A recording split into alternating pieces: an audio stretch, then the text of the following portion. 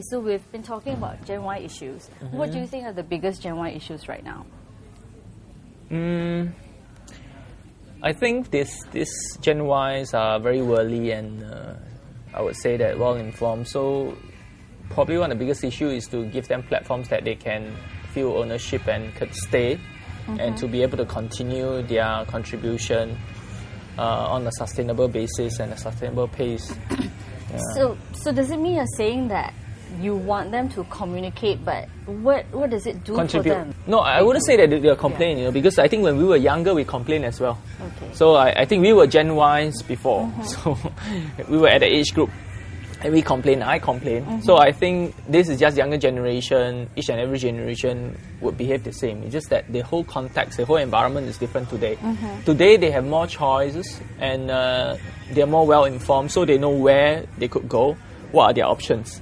In the past, we might have less options than them, and we probably don't have as much information as them, and may or may not be as well, I would say, brought up in a very established or an education system that is well refined. So because they brought up in the environment where things were given to them to groom them, to help them shine, they actually, I would say that in some way or another became smarter with this information. So our challenge is to be able to create that platform to continue to tap on that talent and that skills that they have acquired or their expectation, to continue to motivate them and continue to retain them in the same platform.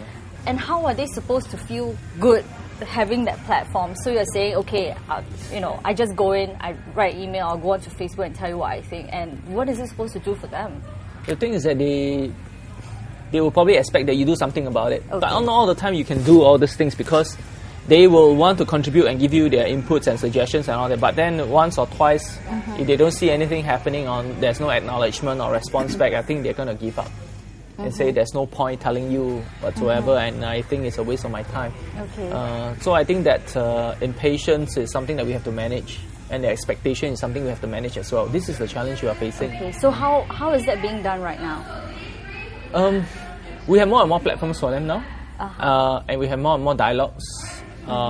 Let's say from the government side, there's a lot of dialogues. So they have direct accessibility to all the, I would say, political leadership. So that is one way for them to communicate. But one thing we can't guarantee is every single suggestion they have and their inputs will be implemented, because honestly speaking, I mean, realistically, that cannot be done, because there's only to a certain extent that we can do it. So while we are willing to listen to them, there must be an understanding that not everything could be implemented. What about your own experience coping with Gen Yers? What? I mean, do you have any anecdotes to share? Yeah, I think they are more demanding now. They demand and they are smarter in terms of using different platforms to have their voices heard.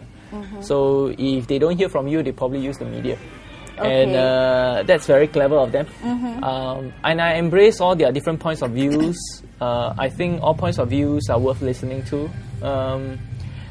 While I reach out my hand to say I embraced it and I think I can listen to you, I hope that they could do the same as well, to say that you can accept some of the explanation that may or may not go along your way and may not to be your liking.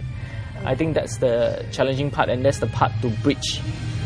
So today, my experience with them is that some of my younger residents, their demands sometimes could reach an unreasonable level. Can you give an example, for instance? I think they probably expect instant, immediate action to a certain issue, which I think is fine. I think that's the expectation today.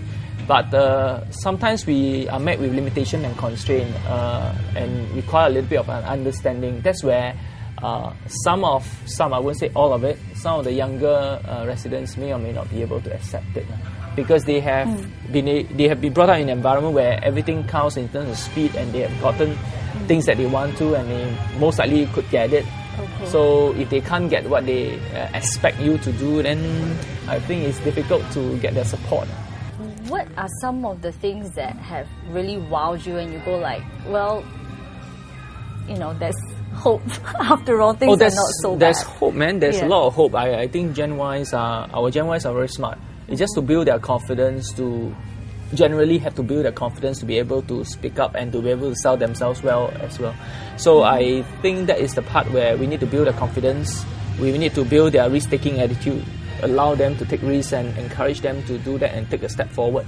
At the same time, I think to be able to tell them to take ownership of what they are trying to do, whether it's for themselves or for the society, and to do more of the community service. I think this is what I hope they could do. And I would say that from my experience is that the Gen Ys that I've seen, and more are coming forward to do their part for the community, that actually give me some hope that Singapore will not be left alone, that this new generation, when time calls for it, they'll be ready. And a lot of this experience I experienced within the National Youth Council, as well as during the bidding of the Youth Olympic Games. They came forward and really supported it and took upon themselves to make sure that we win the bid. So that was a good reflection of where we are today.